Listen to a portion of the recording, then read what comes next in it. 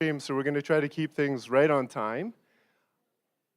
So welcome to Kite Creates, first of many events and programs to come. My name is Garrick Ng. I'm the project lead for a new program here at the Kite Research Institute that I will speak to towards the end of the program because I don't want to eat up time to create space for Victoria Evans, our featured moderator, to introduce this panel and get really into the conversation that I know you all have signed up here for. Before I do that, I do want to situate you a bit. First of all, very pleased that our collaborator friend from the City of Toronto, Anthea Foyer, who I'll invite up shortly, to say a few remarks from the city's Creative Technology Office is here.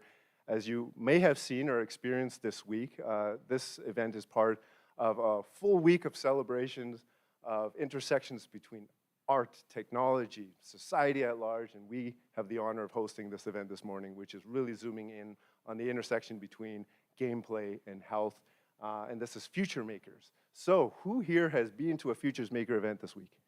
Or is maybe planning to later today? Okay, actually only a few of you. That's, I was expecting more. Let me do the Future Makers plug then, if I may, because there are a few more events this week. This is, actually, Anthea, I'll go light on the plug, other than to say that the fact that TMU, the City of Toronto, art curators, artists are activating spaces across the city, shining a light on exciting, sometimes difficult, sometimes challenging conversations when it comes to the intersection between creative technology and all the real things that impact our daily lives. For us today, we get one of those feel-good intersections to play with. So for those of you who might be new to the healthcare industry or just health curious or adjacent, we're going to be opening our doors for tours. So I'll talk through a bit. If you notice, some of you have color codes. And once we do that, you'll see how organically a group like this is already embracing creative technologies, creative approaches to zoom in on health research, health ventures, and interventions that ultimately are going to improve the lives of all of us. So KITE, just if you're not familiar, is a research institute inside the University Health Network. So we're Canada's largest health network, and we're home to a number of research institutes. So it's exciting to be able to welcome this conversation through the lens of KITE, because we focus on healthcare innovation, areas like aging, illness, rehabilitation, and these are all areas that are screaming for the support of creative talent, creative technologists to kind of help translate a lot of the clinical knowledge, the insights that we're seeing, the new forms of interventions, I'll say generally, that could use talent in a room like this. So we are pleased to launch a new program called Kite Creates. Some of our partners are here. I want to acknowledge our team from FedDev Southern Ontario and the City of Toronto who are supporting different program elements. And it's a recognition that we really need to create bridges, right, between creative industry talent, and all the amazing work that is happening in research institutes like KITE. So over the next few months, you'll be seeing more events like this. We'll be launching a kind of a creative focused incubator program, and there'll be a number of really exciting pilot projects that are all meant to catalyze new conversations, new connections between these worlds. So I'm gonna leave it at that, and we're gonna speak a bit more to logistics towards the end of the session, where we have demos happening here downstairs in an innovation gallery, all throughout the labs that some of you will be able to see. But before I do that, I would love for Anthea just to join us for a few opening remarks. Good morning, everybody. So nice to see you here, and so nice to see both familiar faces and new faces. So I'm here from the City of Toronto. So I lead the Creative Technology Office, which is actually in economic development and culture. So what I do is I do sectoral support for the video game industry, for the esports industry, for immersive art, AR and VR, anything that's kind of digital entertainment, that's the area that I support. So these areas have both a very massive kind of economic impact on cities. Video games has outpaced film, for example, globally for many, many years now. And then it's also an area that's really reaching for new areas. So one of the events we had this week was we had an exhibit that was open at the Distillery District for a couple of days earlier this week, and really just showcasing how we can use technologies to move people, to make them think new things, feel new things, and really have these incredible artistic experiences. And one of the really great reasons that we were excited to do this partnership is that I really believe that scientists and artists have a lot of the same kind of impulses. There's a lot of interest there's a lot of creative impulses, there's a lot of curiosity, there's a lot of problem solving, and these I see across both industries. And so it's really great to be able to bring them together and see if there's ways that there's crossovers, connections, and networks that we can do. And that's really what we're trying to do with Future Makers. So Future Makers is a project that started with TMU. So it's myself, a woman named Ramona Pringle, and Lorena Escadon.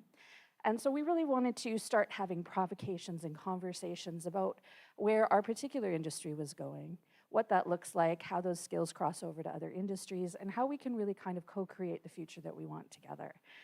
So that's really where it came to. And actually, we ended up having an opportunity to do a series of talks. Was it a year ago? I'm losing track of time, a year and a half ago, that really started these conversations. And we found those really exciting and wanted to kind of continue them. So I'm very happy to be able to partner with Kite for this initiative and really excited to hear this conversation. So thank you again for coming. We really appreciate it. Thank you, Anthea. Yes, we can give it up.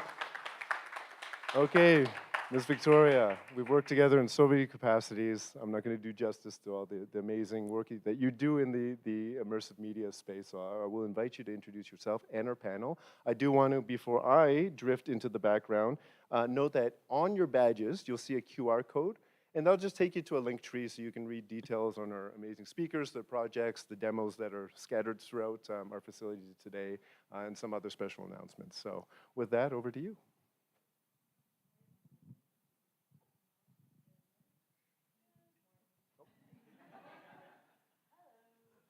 Why don't we do that? Good morning. There we go. Good morning, everyone. I'm Victoria Evans. I know some of you here, and I look forward to meeting some of you after today's talk. I come from the immersive digital media sector. I've been a producer in this space. More recently, I've been on the program design side.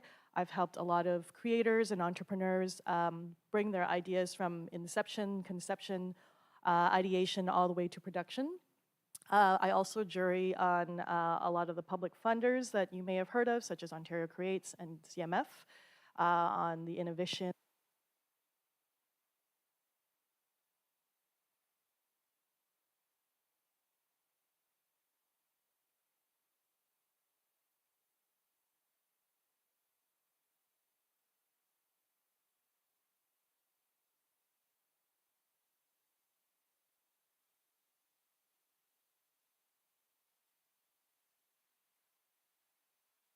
Should I just speak loudly? Did you? I didn't hit anything. There we go. Back again. At least they're two different. Oh, I'm back. I swear I'm not touching anything. Can we get this one live? Yeah, there we go. There we go. All right. Yes, so I lost track of my mind. So I'm very happy to be supporting Kite Creates, which is, as Garrick said, a new program that launched this summer. And our objective is to bring the creative tech community to intersect with the healthcare, research, clinical scientist side of the University Health Network and Kite. So we encourage collaboration, we encourage people to co-create, and we really hope you stick around after our presentation. After 11 a.m. there are tours that you could sign up, and Garrick will tell you more about that, because very rarely do they open the doors to let you see what's underground and all the amazing tech we have here. So for those of you who are creative tech folks, we'd love to hear your thoughts after the tour of what would you do if we gave you a chance to play in this space. Okay, I'm going to start introducing our special guests. Allison, you can get your presentation ready, but I will introduce Allison's background. Our first speaker today is Allison Humphrey. Allison plays with story across drama, digital media, and education. Since starting out as an intern at Marvel Comics, she has directed classical and motion capture theater, produced alternate reality games, and written transmedia television. Allison earned her PhD in cinema and media studies and examined how misinformation draws from storytelling to engineering fear and simply anger. She developed a new form of participatory storytelling called citizen science fiction, notably through her project Shadowpox, which she will be sharing with us this morning. It's a mixed reality story world co-created with young people across 3 continents, imagining immunization through a superhero metaphor. Allison is currently a postdoctoral research fellow at the Global Strategy Lab at York University in Toronto, where she applies her methodology to the social challenge of vaccination, antimicrobial resistance, and climate change. For her work, she's received the Governor General's Gold Medal, actually just a few months ago, for this particular project that she's bringing us today, and York University's Dissertation Prize. And she's been nominated for the Canadian Association of Graduate Studies ProQuest Distinguished Dissertation Award. Allison, please take it away. Audible? Fabulous, thank you so much. And thank you for being here so early in the morning, especially the creative types. I know everyone's a night owl. So my work as a creator and as a researcher, in my work I explore how we can use role play to develop skills vital to thriving society and to a good life. How participatory storytelling can help us build something I call co-immunity. So we've all heard plenty about building our own immunity as individuals, from medical professionals telling us to exercise, sleep well, and eat a balanced diet, to profiteering misinformation claiming snake oil can protect us from COVID or cancer or carbuncles better than any evidence-based healthcare. And in the pandemic, lots of us heard about the community phenomenon of herd immunity, where enough individuals are immunized to make it difficult for a disease to travel from person to person. Though, of course, the word herd has some unpleasant connotations, which is why many scientists prefer the term community immunity. So individual immunity, we understand, and we're starting to grasp community immunity, but what is co-immunity? Sorry, I'm interested in how role play can help us build the media literacy, scientific literacy, and civic literacy skills that can boost our co-immunity to mis- and disinformation and help us live healthier lives in a healthier democracy.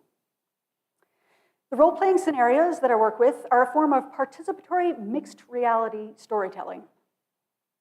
Role-playing as characters in a story world mirrors our participation as citizens in a community. And the term mixed reality, while it is often used interchangeably with augmented reality, could also be applied to the kind of storytelling that's not content with realism, but rather mixes and remixes realities, the refractive world building of science fiction. So I call my role-playing scenarios citizen science fiction. In 2015, 5 years before the real pandemic, I created a citizen science fiction story world called Shadowpox. Shadowpox is a co-created, networked narrative that explores the science and sociology of vaccination through a superhero metaphor. Shadowpox imagines a deadly new disease composed of living viral shadow and tells the story of a vaccine being developed in the midst of a pandemic. Shadowpox infection spreads across the body in the form of motion-tracked, projection-mapped circles of darkness. Of those victims who become completely engulfed in shadow, 30% will go blind, and another 30% will die of hypothermia. The scenario imagines an international network of research laboratories racing to develop and test a vaccine against the disease. This vaccine is a crescent-shaped mutation of the circular Shadowpox virus that has been weakened, attenuated, eclipsed, and that creates a firebreak to prevent transmission and build community immunity.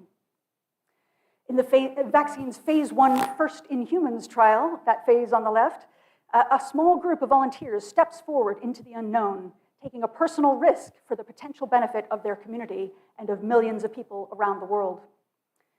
When the project began back in 2016, our participants used to have to use their imagination to picture a worldwide pandemic. And then this happened. But in the years before the pandemic shut down travel, a Vanier Canada graduate scholarship gave me the chance to conduct Shadowpox storytelling laboratories with young artists on 3 continents. The first lab was held in 2016 in London, England. The Shadowpox victims you saw earlier were third-year acting students from the Royal Academy of Dramatic Art, where we did a week-long lab exploring a first draft of the story framework and motion-tracked digital effects programmed by Shadowpox technical director Lelaine Hewlett-Estajo, who's here in the house today. The second lab was in 2018 in collaboration with Debajabadic storytellers based in Manitoulin Island, about 7 hours north of Toronto. We did a week-long lab with their arts animator interns, as well as a local doctor and 3 teachers from their high school. The last lab before the pandemic took place in early 2019 in Masiphumelele, a township south of Cape Town, South Africa, at the Desmond Tutu HIV Foundation Youth Center, with their peer health educator interns. Through these laboratories on 3 continents, we co-created the story framework of Shadowpox, the Cytokine Storm, which explores vaccine misinformation as a form of storytelling. Lab participants create and play their own character, a phase 1 vaccine trial volunteer, through a story arc composed of 6 scene prompts. The first scene prompt, a memory and a motive, asks the vaccine trial volunteer to talk about a loved one they lost to the Shadowpox virus. Players write their own scenes and perform them in character as a video journal. In scene 1, we learn their character's origin story, their personal relationship with the disease, and the motivation that led them to their decision to volunteer for the vaccine trial. In scene 2, Anonymous Warning, volunteers receive a message warning them not to trust the vaccine or the scientists running the trial. Some warnings are completely anonymous, and some come via friends. But either way, since the vaccine is so new and untested, the volunteer has no way of knowing if the claims are true. Players compose both the misinformation and their character's response to it. In scene 3, the volunteer gets to meet with the people running the vaccine trial to ask questions and share their concerns. Does this conversation make them more confident or more hesitant? After trying to sort information from misinformation, they eventually decide to go ahead with the vaccine trial. In scene 4, a visual side effect, volunteers report their experience of the glimpse, a moment of vision through the eyes of another infected person another inoculated person somewhere else on Earth. This is followed by a fun call and response, where players choose another person's glimpse report, then have their character explain and expand on the moment that that person saw through their character's eyes. In this way, the glimpse scene can forge links between characters and creators on opposite sides of the planet, building an ever-expanding networked narrative.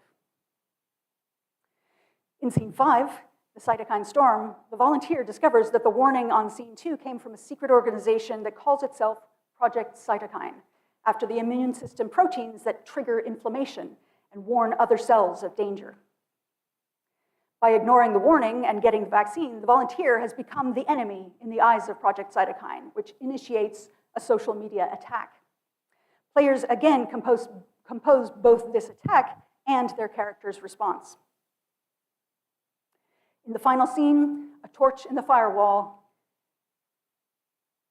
the volunteer decides what message they are going to broadcast to the world in response to the social media attack in the previous scene. Will they respond with anger or with humor? Will they debunk myths or dunk on their attackers? Will they talk about how it feels to be a target of disinformation, or how it feels to be part of the firewall of community immunity protecting their friends and family?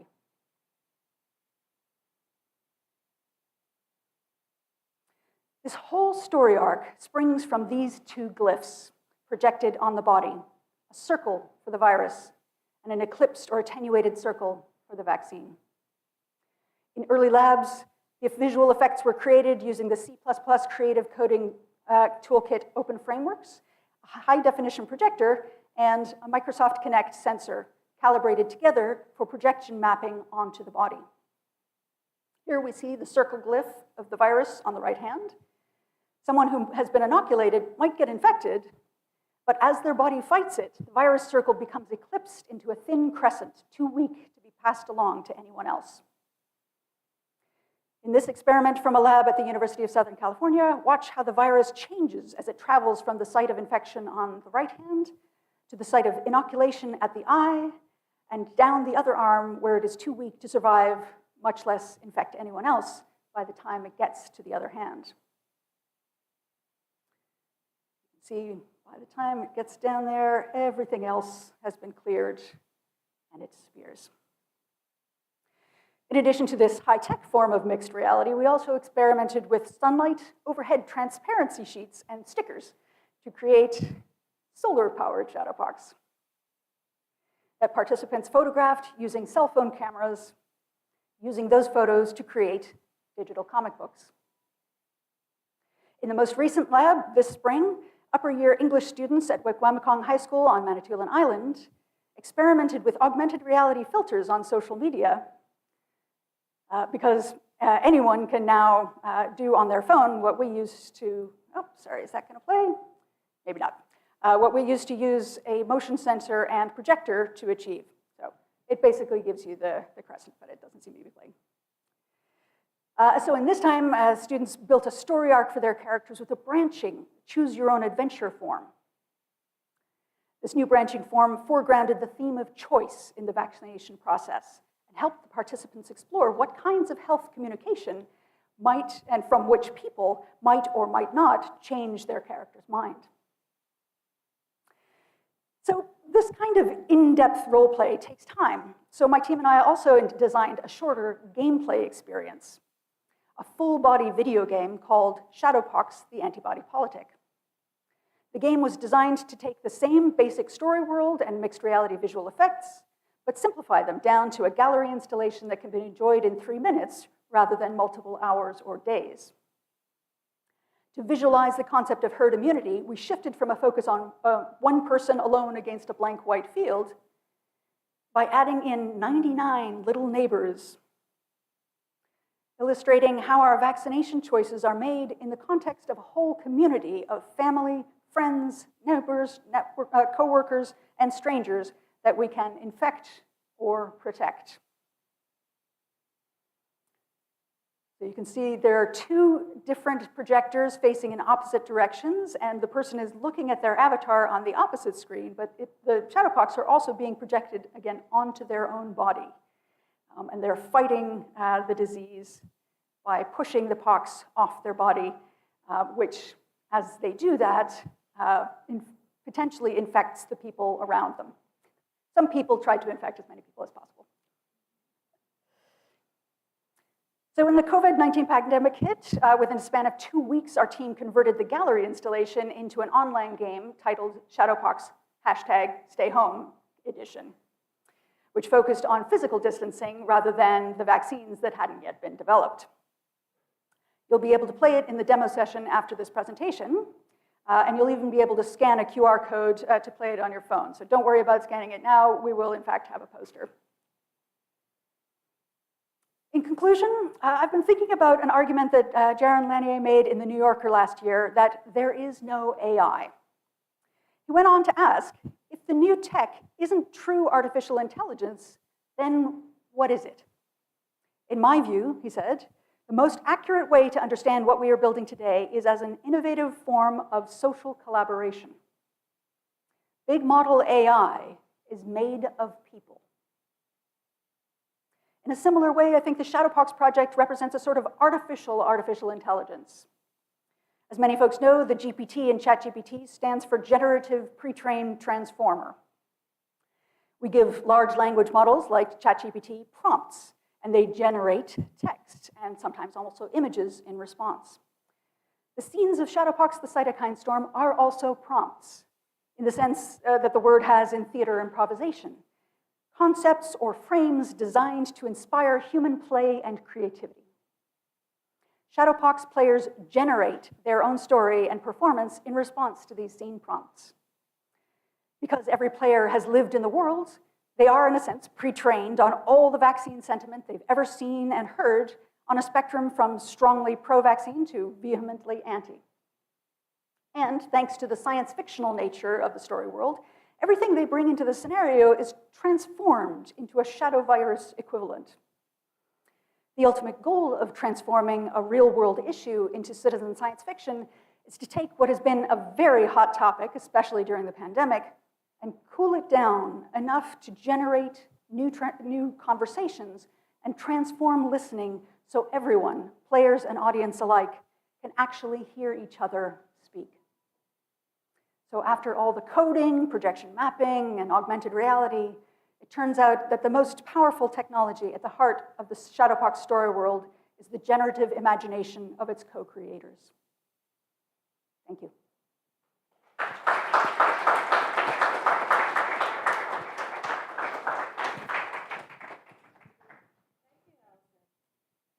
I'm very excited to bring our second storyteller up to share his project.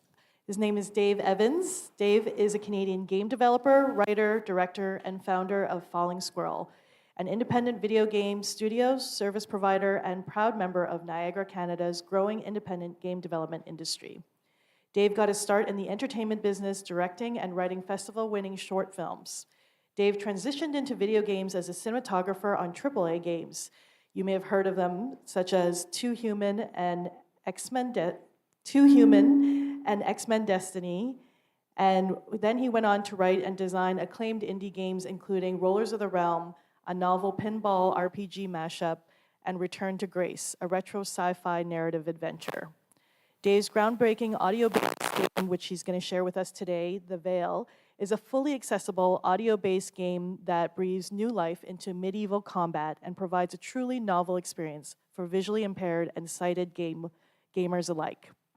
The Veil has garnered over a dozen international awards, including the Best Narrative Video Game at the 2022 Canadian Screen Awards and the Most Innovative Game at the Game Awards, recognized for its groundbreaking accessibility, making it the only indie title to triumph amongst other AAA competitors. Dave, take it away. Thank you. Oh, good, excellent. Oops. Oh, there we go. Yeah, I'm just going to talk pretty briefly about the Veil project, a little bit about the production, development behind it, and give you some idea of what the Veil is. So what is the Veil? So the Veil is an action role-playing game. Its novelty is that it has no visuals, and it's a novel experience for sighted players, and that was actually at the onset of the project. That's where we started to do something kind of innovative in audio, and then very quickly realized that this would also be accessible to the blind community, and there may be people within the blind community that would be quite interested in this project. And we started the project in 2017, and we launched it in 2021. And by the way, the general story is about a character in a medieval setting, a princess, second to the throne, who has been blind since birth, and she basically gets stranded out in the wilds 500 miles from her home, and it's all about her story of trying to get back alone, basically. And she elicits the help of a local shepherd, and it's all about the interaction of someone who's sighted and blind, and it's about her discovering secrets about her family and empowering herself to be a leader one day. So as Victoria mentioned, the game did pretty well. It won a Canadian Screen Award, which I believe you mentioned, and it was nominated, didn't win, the Game Award for Innovation and Accessibility. But it did win and was nominated for a lot of innovation awards and kind of obviously accessibility awards and advocacy awards. So, oh, the video, right. I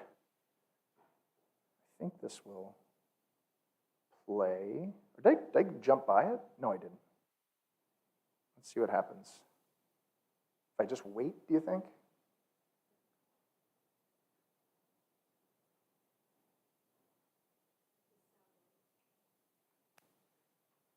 Anyway, there's about a 1:20 video. It would just give you a feel of the tone of the game.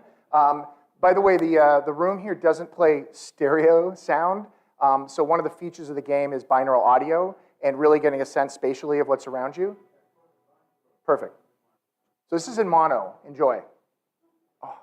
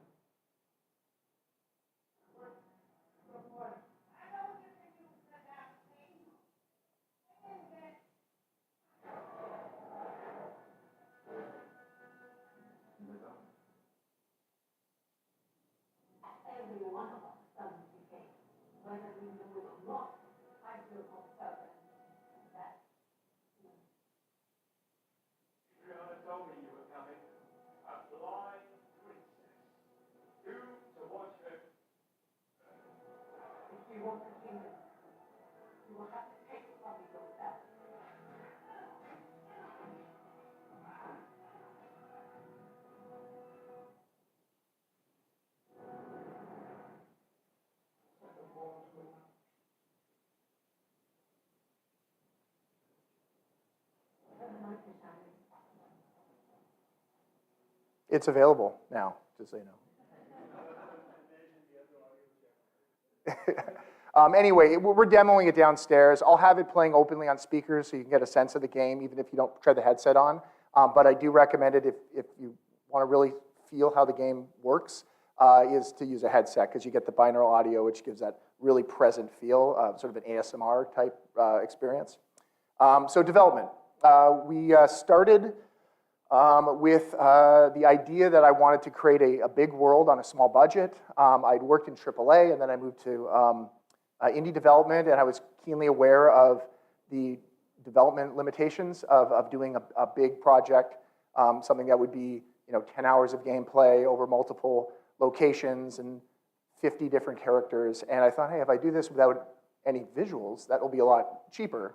And I thought it'd be a kind of a novel thing. So that's where we started, and within about 2 months of development, I realized, oh, wait a minute, there might be a group of people that would really be interested in this project. So I did phone ahead, but the better story is I literally walked into the CNIB, which is the Canadian National Institute for the Blind, and met up with a gentleman named Martin Corsellis, who was working there helping with assistive technology. And he happened to be an avid gamer, had played games all his life with his sighted partner.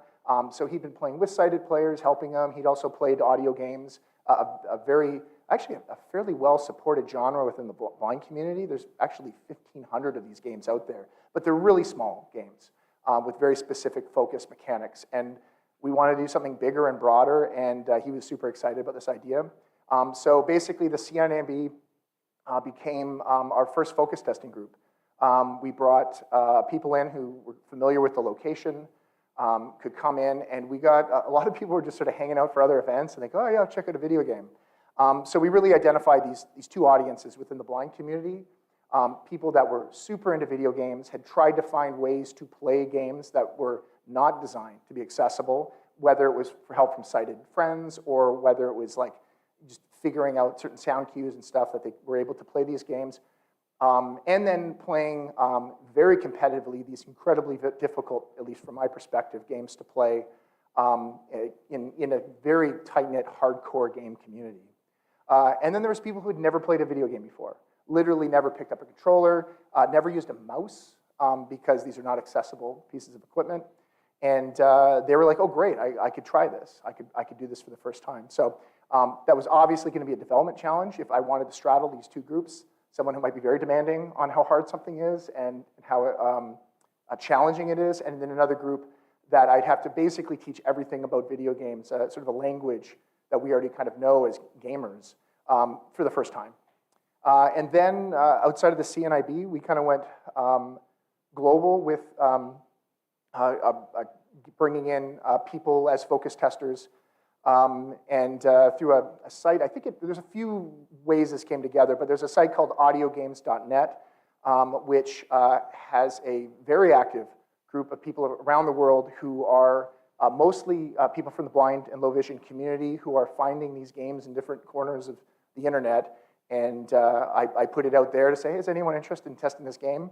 And we ended up with a pool of about 300 people playing and testing our game, which is the biggest focus testing group I've ever had on a project. Even in AAA, we didn't have groups that big. Mind you, the development was very secretive in AAA, but it was quite a gift to have this. What the community did for us in development was it was a huge boost to the game. First of all, they are audio game experts. I am not an audio game expert. I was a voice recording director and motion capture director and writer and eventually a game designer.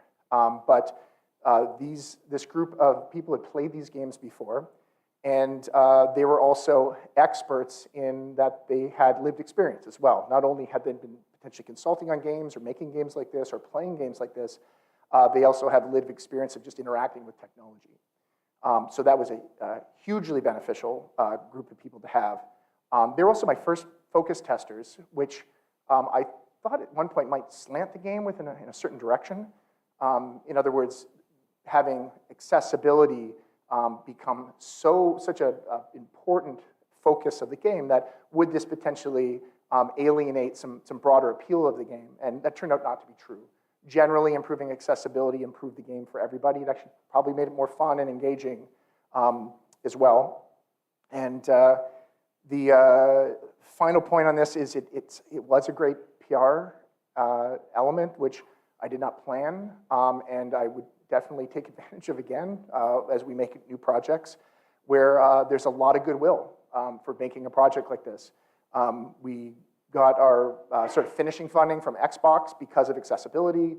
I would like to think, or I think some of our grants were probably, there was another level of interest that the funders had in the project because of accessibility. And then there's a really good development narrative that picks up in media, and in particular media outside of games. We'd have articles in Forbes magazine or New York Times or something, and just because they had an interest in this idea of doing something accessible and then something that's novel in audio. So the impact. So basically there's three elements that sort of came together at the end. The first one, which we had to be careful about, was representation. Especially people who had never played games before within the blind community, it was quite refreshing to see a main character who was blind, who was not identified by their disability, but basically made their way in the world and became a strong character for their character, not their disability. And the trick was to avoid which we kind of didn't do, which is the blind swordsman trope. There's a trope in media and comic books and literature about this blind swordsman, and literally this character was a blind swordsman. This person who's blind, trained to fight with a sword, and that was something that we were became very aware of initially, that, yeah, this is a bit of a trope, especially from sighted developers making a game where our aim as a sighted person is to become a blind person for its novelty. So we were cautioned right away to how we should handle that. And again, having a focus testing group of 300 people from the blind, low vision community, there was a huge amount of discussion about all the things we're doing, the writing, the dialogue, and it came together to I believe, be very effective in debunking that trope, or I guess undercutting that trope.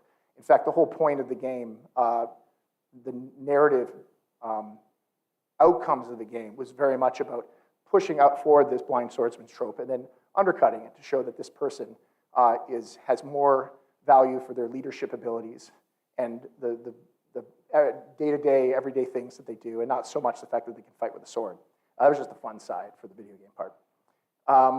So the other thing that this game provided was an access to culture, and this is why it's probably more important than making indie games like this. It's to make bigger games accessible, mainly because this is a massive part of our culture. Bigger than, I can't remember the actual statistics, but at least financially bigger than film and TV and music combined. The video game industry is a big part of what we talk about, or how we sort of, it's part of the way we talk to each other. And there's almost no content that's accessible for the blind community. So they're shut out of this part of our popular culture. They're also shut out of a potential experience. I'm sure there's some people in here that have worked on projects or read papers about what interactive media can do for all sorts of things, medicine, rehab, like going through rehab and doing like physical rehabilitation and like sort of removing element of pain by playing an interactive piece of media. None of this is accessible. So there's that we're allowing people to engage with. And then finally, oh, there, I actually got to roll back to remind myself what it is. Right. And then there's the broader piece, that this is a new experience for everybody. There are things coming out of this project that I'd never considered. And one was, strangely, that people were playing this game in bed before they went to sleep. I guess it's a backhanded compliment to say someone fell asleep to your video game. But the idea that we know that you want to wind your brain down and you're looking at screens and stuff is something that is not good for before you go to bed. And the idea that you could close your eyes with a controller or a device in your hand and just sit and play the game for a half an hour before you fall asleep. This was a completely new way of playing a video game.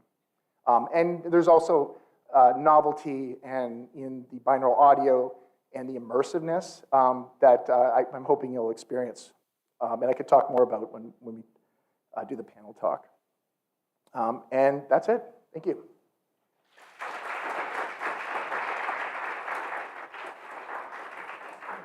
Should I do that? Microphone is back on. There we go. This is great. We're going to sit down and have a panel conversation with our creators, but there's an interactive element to today's talk. We use the Menti app, so please join us with your device on menti.com and enter this code, which will be visible throughout the panel presentation. But if you just enter the numbers 5502-4198, we'd love for you to join the conversation. We will be taking questions through the Menti app, and we want to let you know you can add your question at any point. You'll see a little button in the bottom that says Add New Question. And if you see other questions from the audience that is similar to the one you were going to ask, you could rank it up by just tapping the thumbs up icon, emoji, and then our moderator, who will be joining us at the end, my collaborator, Garrick, will come up and pick more of the popular questions that are getting ranked up. So please join menti.com during our panel conversation, add your questions, answer some of the questions we have that are polling some of the people in the room. And for those of you who are wondering, what do you do after you add your question? There's a little X on the top right corner. That means you close the window for the questions and you're back to the presentation. All right, so let's get into it. Dave and Allison, I have scoured the internet for the two of you, and I'm so thrilled to have you both here to learn about what you've accomplished in the last couple of years on two very impressive and different games. But tell us, what's inspired you to create a project that focuses on a social health challenge? Specifically, Allison, you created a role-playing game about immunization and vaccination. Why this story? Why is this a story that you wanted to tell? So back in, I guess it was around 2015 when there was the Disneyland measles outbreak, I was getting really interested in the way that vaccination has sort of a built-in dramatic conflict. It's got all kinds of reasons why it's different from any other medical intervention in that you have to take it before you're sick, right? So there's, not the motivation of, I'm dying, so yes, give me the thing. It's an invisible intervention that fights an invisible threat. Vaccines are made by multinational corporations, so there's that whole kind of intrigue. It invites us to think about ourselves not just as potential victims of infection, but potential victimizers. If I take a vaccine, then I can prevent myself from becoming a villain in the next person's story. But sort of most of all, the idea of taking a piece of a disease into our own body in order to fight our disease is just so counterintuitive. All of these things together make vaccines uncanny. And that word uncanny sort of reminded me of my childhood fascination with the Uncanny X-Men comic book. And the fact that here was a group of superheroes who were feared and hated by the world they had sworn to protect, as the banner went. And the idea that vaccines, too, are sworn to protect. They are, life-saving. They have saved possibly more people in the history of humanity than any other medical intervention, and yet they are feared and hated by a large percentage of the population they are there to protect. So that, for me, was a really dramatic scenario, and I thought maybe we can create a role-playing scenario that kind of draws on that drama and helps people understand what it feels like to be that hero. Thank you, Alison. And Dave, in your case, you created an audio-based adventure game for players who are blind. Tell us what inspired you to go after this story. One of the most pressing things I could think about is this idea in our early focus testing groups where I was introducing people to video games, and the fact that my game might be the first game someone ever played. It's kind of a unique position to be in. And then you're like, well, I want it to be a good experience. So I think that's what drove a lot of the quality of the game was getting that right. And part of it is relatively easy because our focus testing group was from the blind and low vision community. So if we're going to get something right, it was going to be that, I think.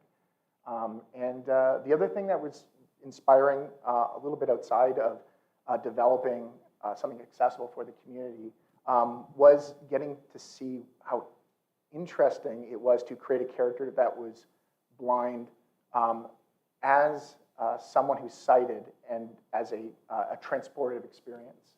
And it wasn't fighting with a sword that I've done many times in video games. It was just walking through a space with confidence, like people from the blind and low vision community do every day. They walk and they cross streets and they get coffee and stuff. And then it was a medieval setting, but if that was actually me doing that, I would be terrified, but it allowed me to really feel that empowerment of being able to do that with such confidence. And I thought that was inspiring just in the way we eventually created the character and how I think sighted audiences sort of enjoyed the game. That's really interesting. And how did you, Dave, involve healthcare experts or medical experts to influence your design process? And where do you source these kind of experts? Yeah, I mean, the experts on in our project were obviously experts, lived experience experts. Two of the people we brought on were at least experts in the technologies and assistive technologies, and they had worked on projects before that were accessibility focused. The sourcing, I mean, really there was two places. This is all it just happened.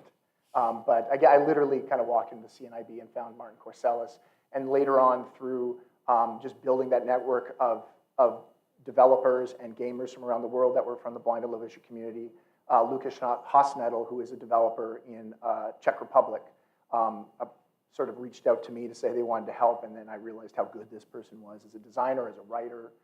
So we brought them on to the team to help us develop the game. And an important point is that they were brought on not as accessibility consultants. They're brought on as members of the team to do all sorts of elements of development.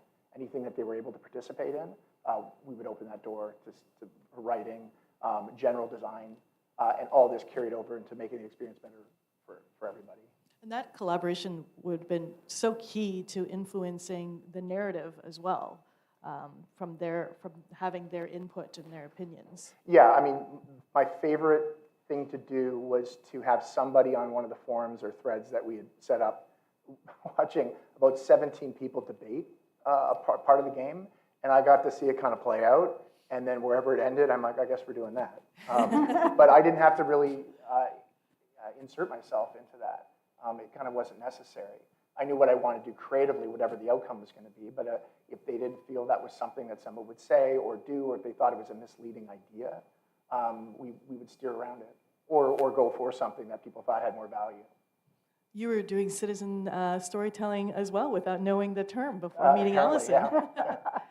Alison, tell us, but on your project, how did you source and find your medical experts to guide your design process? Well, the cool thing was they found me. My scientific director or advisor was Stephen Hoffman, who is the head of the Global Strategy Lab at York University. And together with several other people, including Natalie Lovelace at the University of Alberta, had got a big grant from the government of Norway to create an art exhibition about vaccination. So to bring artists and scientists and policymakers together to talk about this issue, this sort of hot button issue of vaccination. And at the very last minute, they had an artist drop out of their coalition, and they sent out an email to everybody saying, you know, we're going to have our first meeting in 2 weeks. Is there anybody out there who happens to be doing anything with art and vaccination? And so my supervisor, my PhD supervisor, forwarded this to me in the month before I started my PhD and said, I think the stars have aligned. Somebody is looking for you. So there was this ready-made group of fabulous people, all kind of thinking about this thing that I'd been thinking about in isolation for a good long time. But another kind of funny anecdote was that I decided, I was visiting London and I wanted to talk to somebody at the London School of Hygiene and Tropical Medicine, you know, to see, especially because they had a vaccine confidence project there, and I thought, God, these people know what they're talking about. So I sent a cold call email saying, you know, here's what I'm thinking, and my scenario is, it's kind of like, you know, microphages. I used this term that I had kind of recently learned. Turns out there is no such thing as a microphage, it's a macrophage. And like about half an hour after I hit send, I was like, oh no. The people who I'm sending this to are gonna laugh at me. You know, there's all of these very important and well-educated scientists, and no one's gonna get back to me. And of course they did. You know, the whole point of this reaching across worlds is to kind of say, you're gonna get some stuff wrong. You're totally gonna like use the wrong terminology, and you just gotta laugh at yourself. And you know, it goes both ways. So it was really a great kind of trust building exercise.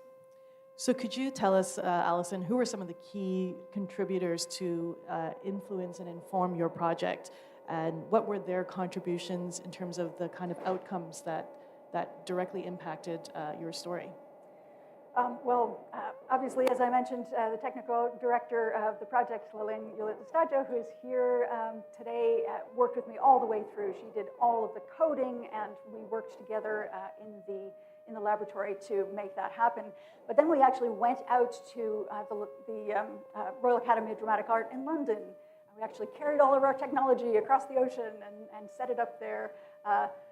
Technology in a place that has a whole different electrical system is extra fun. Same thing, you know, going down to South Africa, the Desmond Tutu HIV Foundation Youth Center is right next door to the place where the same foundation does their vaccine testing.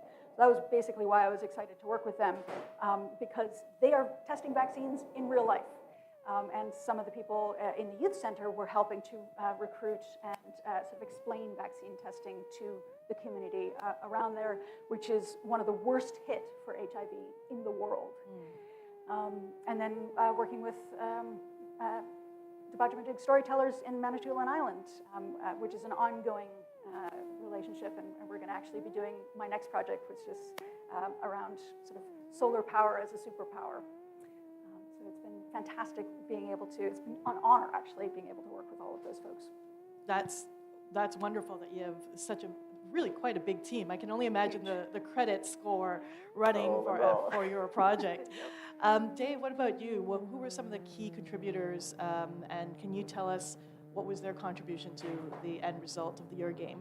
Yeah, I mean, in games in Canada, there's the financial component, obviously. So Ontario Creates was, from a funding standpoint, Xbox specifically for accessibility came on. The CNIB housed all our events early on. But what it really came down to, and I've said this a few times already, is the individuals that were connected to the project, experts in lived experience, and yeah, Lucas and Martin.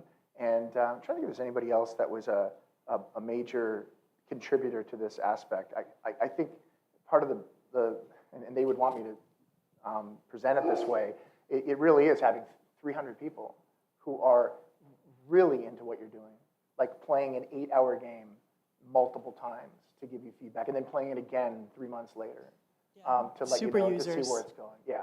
So that's really what it came down to. That's amazing to have that kind of direct access. yeah, I've also been in your boat where we've had to build the game, and oftentimes you have to wait for the focus groups to be assembled, and at best you get 50 signups, and then half of that shows up. So to know that you had access to 300 super users who were so keen about the gameplay, the game design, and the story, that's really quite a gem for most creators.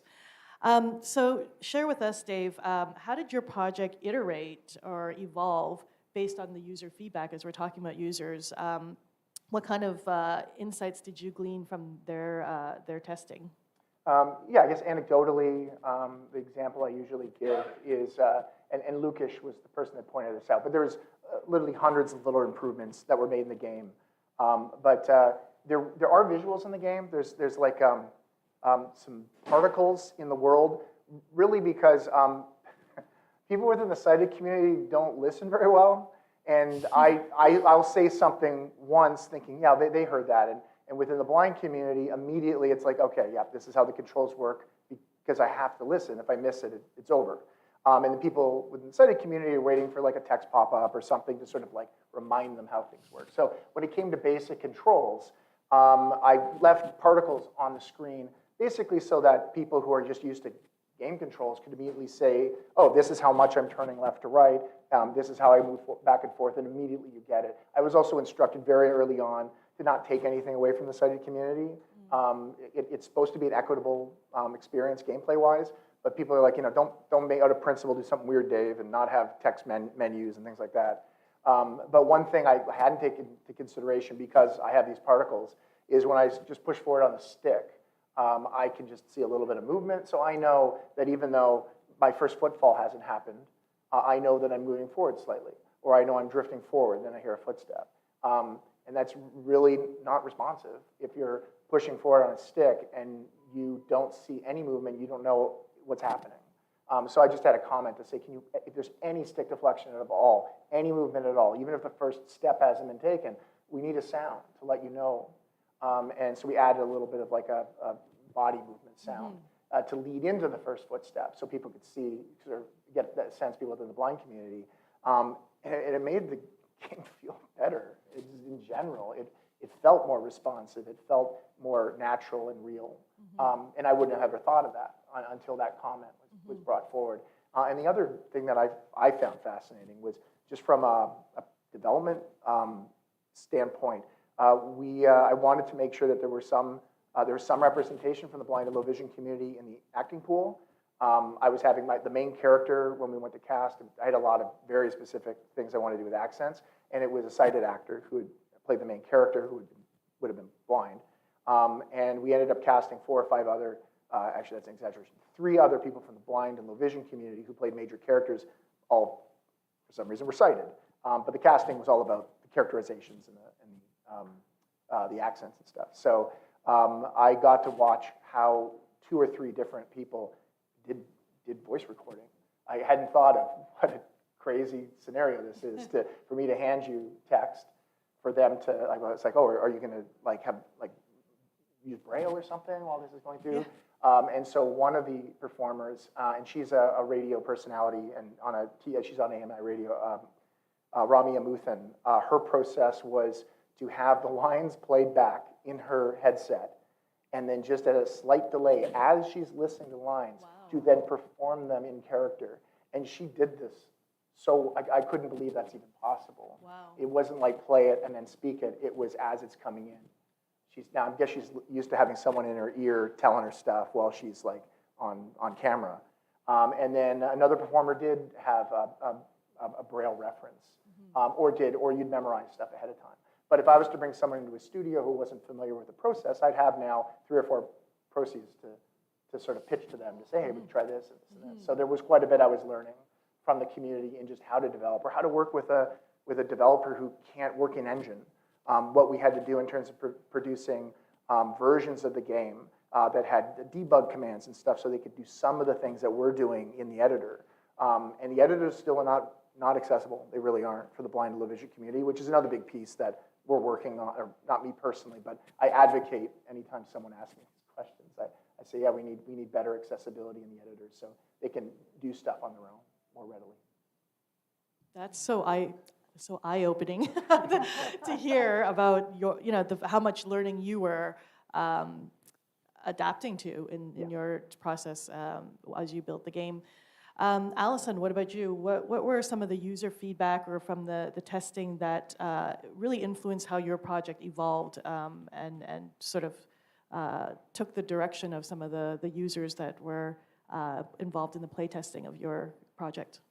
Yeah, it was fantastic to be able to iterate over a number of different workshops. So the very first workshop at Card, excuse me, I went out, was at the very end of the week, we had a feedback session with all of the actors, and these are people who have been living and breathing storytelling for 3 years. So they are extraordinarily well tuned to what makes a good story. And one of them, Abraham Papula, said, is there something about the Shadowpox virus that we don't know, in the world? Like, is there something that the government knows but we don't? And I was like, oh no, here it comes. Is it a government cover-up? Is it a conspiracy?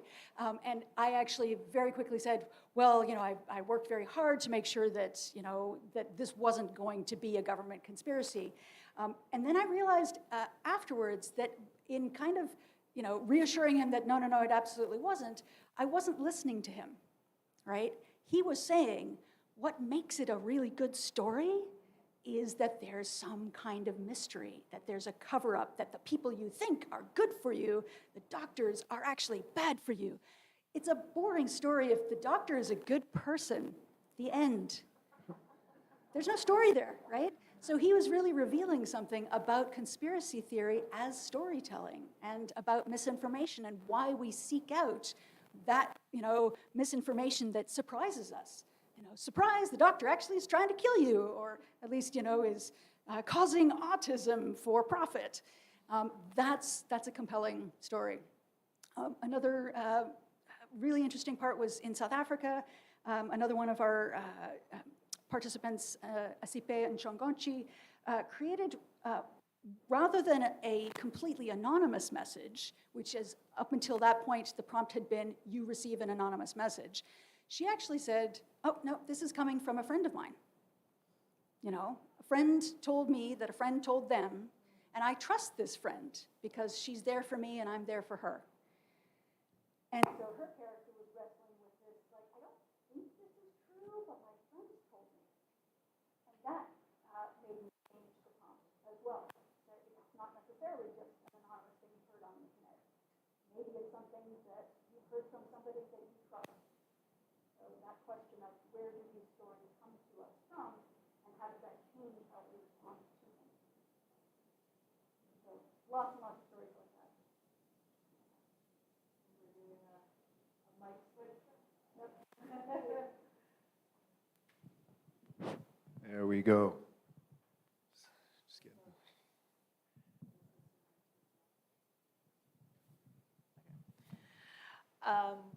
We're very mindful of time because we want to make sure we take the questions from the room. So I would love to ask our creators, what's next for each of you? Because of the success of both of your projects, what do you guys have in the horizon? Please share with us, Dave. What's going on your side? Yeah, we have two new projects in the works, and they're both heading in different directions. One is us taking what we learned on the Veil from an accessibility standpoint, and for financial sort of goals, finding a project that has a higher ceiling. It's, in case you didn't know, it's very hard to sell a game that has no visuals. So we're doing a much broader game, a game that wouldn't obviously be accessible, but we're taking everything we learned in accessibility to make this a cooperative RPG experience that ideally can be played with a blind player and a deaf player, mainly because we did completely ignore the deaf community in making a game with no visuals. So that's one side of it. And the other side is to another project we're working on with a company, Phantom Compass. Tony's in the room here. We're working on a game that's going the other direction, in that we're doubling down on the audio mechanic side of things and trying to develop that out. At the same time, having this continue to be a novel audio experience that will look different and feel different than a lot of games we are also going to make that deaf accessible, and thinking of all sorts of elements of accessibility by visualizing some of the sound in the space. So those are the two projects on the horizon.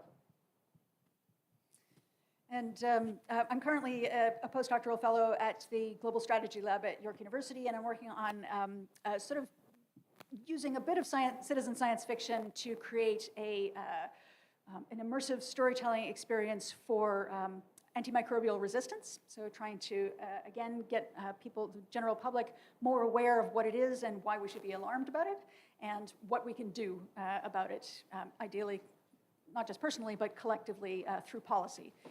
But I'm also developing my next fully citizen science fiction project is called The Undergrid.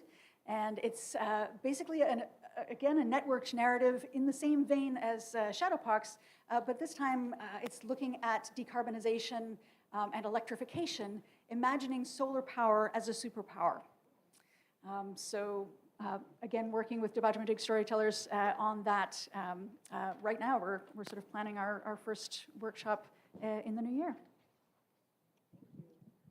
So if anyone in this room finds either of their direction very interesting, please look for our speakers and feel free to contribute your expertise or narrative ideas to inspire them. I'm going to invite Garrick up now. If we could we advance the Menti slide to the next one? Sure. Yes. I'm going to do the audience participation part. Well, it's the audience participation Give me one moment. portion. Thanks to those who have been both asking your questions in Menti and upvoting. It makes it very easy for us to curate. So keep at it. Yes, for those of you who entered later in the room, there is a code on the top of our screen. So you go to menti.com and you enter the code 55024198, and you could join the conversation. So Garrick is going to be running the Q&A portion of today's talk. Well, we'll jump to some Q&A. Jump to Q&A first. All right. So we have some juicy ones. Is it controlled? I'm going to start with a quick one, and this is for Dave. So we have a number of questions just around one. Have you considered using haptics as a tool? I forgot to mention that. We used haptics as a tool. Yep. I figured it was a quick one. Yeah. One thing I will say, though, is that we wanted to, I'd love to do something where I knew haptics were going to be involved. But for the PC version and for majority of people in the blind community who are very comfortable with keyboards, we couldn't rely on haptics solely. But on the Xbox version of the game, we didn't make any major changes. But I think on a console version, I would like to potentially only use haptics sometimes to sort of just create another novelty. But yes, we used haptics a lot. Okay, thank you. Got a good one for Allison here. And this is, I think it's interesting because obviously Shadowpox is the trigger for this question, but it's something to consider for potentially the scientists and the kind of health and social conscious folks to think about gameplay, think about these experiences as a tool for education or behavior change. We know how sticky and complicated an issue that could be. So this question asks, do you think it's fair to make inferences about real-world behavior from circumstances where people are aware of the fact that there are no real stakes? Still not right, I think. I'm going to steal yours. No, this is actually a really good point that it's very important. I sort of ended up by thinking about this as, rather than an educational experience, as a story, not just storytelling, but story listening experience. And a way for us to hear the stories that the participants create. And where do we feel like they're drawing from? You know, they're sort of refracting real world stories that they've heard into this science fictional scenario. But you can still hear the echoes of the real world in them. And it's very important when somebody is creating a character to know that it's not necessarily that their character is saying what they think, right? The author is not necessarily speaking through their character. So I think that's an important thing to think about. But it's a good question to sort of think about stakes, because is it that you could die? I mean, you know, the whole idea of, some of the cyberpunk fiction where you can die in the game, right? You know, if you're actually like so immersed in the game that if you die in the game, you die in real life. That's the ultimate stakes, but there are like social death stakes, right? And I think when we're in a simulation where, for example, we're getting doxxed, right? In scene 5, our character, you know, your character gets doxxed by Project Cytokine, and you are being attacked. There is a part of our brain that interprets that entirely literally. And it's that feeling of what is it like to be the target of a social media attack. You're playing it, you know, it's role play, but there is an experience that you then carry forward that you know what, in a little tiny way, what it feels like to be the person who has suddenly been attacked on social media. Interesting. We have another question that is along the similar vein. This is around audience engagement. So this will go to both of you, and I know you've touched a bit in each of you in your presentations on this, but offering another space to reflect and share. So the question goes: how have you both worked with getting players to buy into and be vulnerable to the unique experiences you both created? What's your main pillar to build trust through the experience? Yeah, I'll go first, I guess. I think part of it is, first of all, there's a huge, incredibly immersive quality to the setup of this game. You very quickly forget who you are, and I feel like there is, basically the immersion is kind of the in for people engaging with it. And in terms of trust, I think it's part of the characterization of the character of Alex, the amount of confidence she has in everything she does. I think people did describe, especially people in the sighted community, having this apprehension early on in the game, which goes away. And another side of that trust, I think, from the blind community is how quickly you forget about Alex. You're not reminded Alex has a disability at all. Once we get over that as a setup element, so that was, I think, a fear that a lot of people in the blind community had, is that they would be constantly reminded that this isn't that novel for me. But her character outside of her disability takes over. And I'm extrapolating that as trust, but I think that was a concern they had, and something that we had to make sure early on in the game went away. Alison, any reflections? Yeah, so trust, sort of, as I mentioned before, is a really key factor in vaccine confidence. And so in order to be able to explore vaccine confidence, vaccine hesitancy through this fiction, it's vital that I make it clear to the participants that there are no wrong answers, and also we're not making fun of anybody for their beliefs or the beliefs that they're drawing on that they may have heard outside. The scenario creates space through Project Cytokine for there to be people who don't believe that this vaccine is a good thing. And early on, I actually kind of wanted to call them the Cytokine Storm, because it's such a cool name, right? It's a great band name. It does. It wants to be like a death metal rock band. But what I realized is that even though, you know, for example, QAnon has the coming storm, there's this sort of idea that the storm is a good thing because it's going to wash away all of your enemies. But I realized that, you know, a cytokine storm is going to kill you, or it's a very bad thing. And so would these people who, maybe a lot of them, genuinely believe what they're saying? They genuinely believe that, you know, these scientists are out to kill people for profit. Would they call themselves the cytokine storm, or, you know, is that me projecting onto them? Am I actually creating kind of a hostile environment for those characters by even calling their organization that? So I changed it to Project Cytokine because cytokines are essential. We would all be dead without them, right? They actually, our cells tell each other, there's something bad going on here, you know, you've got a cut, there's an infection, everybody go there. There's, you know, something that we all have to get inflamed about.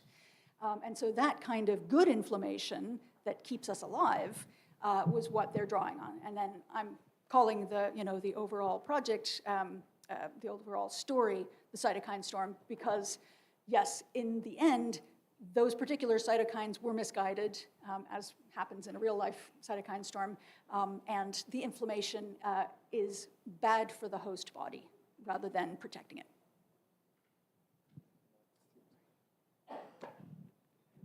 How much time do we have? We still actually have a few more minutes if we have a few more questions. I'm going to riff here because I'm too slow scrolling. I do want to note, I realize that this might not be the most accessible medium as well, using your screens and Menti. So if there are audience questions where you'd just like to call a good old-fashioned audible, please raise your hand, make yourself known to our team, and we'll walk a mic over to you, or provide another way for you to input your questions. So I'm just putting that out there. So there were I want to talk funding, because I have a feeling there's a creator community here that's always, right, interested in how to mount projects. Before I get to that, there was an interesting question, and I'm winking to my colleagues in the room, the senior scientists, the graduate trainees that are really good at developing frameworks and protocols. But there was a question today, but I think could extend to both of you. Have you considered developing a framework for, in your case, an audio-only game, right, that could be shared and used by other creators based on all the real-time learning and very intensive focus group work that you've done? Has that been a conversation or a thought in your head? Yeah, I mean, generally, indie development is not terribly shreddable. People, do you guys use shred? Is that a thing? For some. Okay, yeah. Yes, we will have tax consultants talk later. It's another session. Honestly, the way we looked at it is we're going to develop stuff, ideas, high level. They don't really have any kind of once you see it done, you can do it very easily in the game engine that you're working in. So there's not any kind of proprietary development. I would argue there's very little. We're also creating a bigger game world, and all these, you're expanding on mechanics that have been developed for years within audio games that made by the blind community. So it's more about exposing people to what can be done, myself learning about what can be done, and then taking that on into our next projects. And then obviously, if anybody had questions about making their game accessible, I would be happy to talk about that sort of thing. But yeah, there's nothing really we would ever package, or it's all done in our editors, the Unity or Unreal engine. And because of where you took the answer, it's kind of related to that second question I hinted at around financing and funding. I'm not going to put my colleagues on the spot and live mic you, but just know that in this room, right, there's access to different types of funding, right, that maybe come from either an accessibility, health, research, R&D, maybe even a shred lens. So those are conversations I encourage you to have post-session, right? Identify the scientists, identify the researchers in the room, because there might be some interesting collaborations, right, to take insights that are already being kind of worked in the lab, so to speak, and pair that with creators, right, that have the ability to manifest that into something that could then potentially qualify for some of the more traditional media and content funding. So, sorry, I'm riffing a little bit. I know I'm not part of this panel, but any other reflections on or suggestions for advice on seeking funding, strengthening your proposals, right, things that people could walk away with practical tips? I just realized I was supposed to say, yes, I have something to offer the world if somebody would pay for me to help bring it there. I totally missed the cue. Thank you for that. But any comments on that? Yeah, so as I mentioned, the citizen science fiction kind of framework is larger than Shadowbox. Shadowbox is the sort of the first incarnation of it. The Undergrid is the next one. It's sort of taking it to the hesitation around climate action, which I saw, a lot of parallels between, the merchants of doubt trying to get people just not quite to want to get vaccinated quite yet. Merchants of doubt, not quite, let's take climate action just yet. Let's just wait and do a few more studies. So many parallels between those two things. But the whole idea of science fiction being a way to, again, take down the heat on a subject and be able to discuss it in a kind of slightly adjacent scenario. So we're not talking about measles vaccine, which everybody has very determined opinions about, pro or con. We're talking about a Shadowpox vaccine, which nobody has any opinions on. So the idea of citizen science fiction can be applied to lots of other scenarios where conversations might be difficult. And I'm happy to talk to anybody who is interested in finding out more about that. Actually, that's a perfect segue for us to say both Dave and Allison will be available for the next 2 hours. We will be wrapping up this presentation, and I'll let Garrick explain a little of what's available for the next 2 hours. But we do have both of them providing demos of their game down in the Innovation Gallery. And we also have Stitch Media, who's just setting up in the back of this room right now. They are one of our demonstrators. There they are in the back. I'm going to say hello. They also have some simulation narrative training examples to show anyone. So while Garrick explains a little bit about how the next part of our program works, we encourage you to stick around, ask questions with our creators if you want to have a direct Q&A with them, and also meet our other demonstrators. Garrick? Can we first have just a huge round of applause for Victoria, masterfully taking us through that conversation, of course, Allison and Dave. Yes. Before I get to the logistics, I'll make a small programming note and announcement, power of the mic here. And this is that through Kite Creates, today we're opening a little call for creators, is what you'll see in the link tree here. And this is related to, as I hinted in my opening remarks, a new program, a creativity kind of centered incubator experience for early stage health ventures, where we're really going to play or try to play an intentional role, matching you with collaborators, matching you with advisors, matching you with mentors, potentially even co-creators, right, in your ventures. But in order for that to work, we need as rich, as diverse, as big an audience as possible of creators like many of you in this room. So please hop to the link tree. There's a simple kind of first step for us just for you to get on our radar, and then we'll be reaching out to you individually. If this got you excited, right, about working on projects that might feel a little uncomfortable, right, given that it's entering into territory that you're not familiar with, know that we're going to be helping to bring down those walls, make these opportunities to collaborate with researchers and health ventures, work on projects that have real-world health impacts, right, from the shadowpox to the real sort of vaccination challenges. I thought that was, sort of a beautiful analogy for what we can do together broadly for all things, right, health related. So that's my little programming announcement. Now we get to the logistics. Oh, right, yes. For those of you who've come in late, there's a little QR code here, and that'll take you to a page where you can find information about the demos, speakers, all of our fun things here at Kite that we're working on. Okay, so as you may have noticed, some of you have colored dots. That means that you have pre-registered for a tour. Managing expectations here. I would love for everyone to be able to go on a tour, but we do have particular safety, accessibility, capacity limitations. That being said, I'm going to call a bit of an audible here. Team, don't hate me. Once I announce how we're going to be doing these tours, I think there may be an opportunity if you want to kind of real-time opt in, but to a tour and you haven't registered. What I'll ask, if that is you, please do the Canadian thing, politely queue outside in front of the reg table, just so we can get a sense of where you are, and to the best that we can accommodate, we'll try to slot you in a tour. So where are our amazing tour guides? I see Dawn, see Janan, see Helen. Is Stephanie hiding behind? I cannot see. You may note, Helen, thank you for your amazing textile skills. They are donning. Amazing. Yeah, sorry for the pun there, Dawn. Colorful, some worn as scarves, some worn as hair ties. So those correspond with the color. If you need assistance, should be aware of that. Discerning which color you've assigned to. Those will be your tour guides. We, Helen, correct me if I'm wrong, I believe are going to stage the first two waves, and that will be Team Blue and Team Yellow. Is that correct? Group Blue and Group Yellow, I just don't want to misquote, will be our first wave. Or two waves.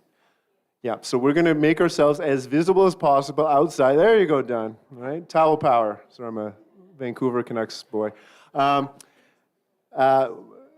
your tour lead. As we settle in, we're going to dispatch kind of wave one in 20-ish minutes or so, just to sort of 11:30-ish.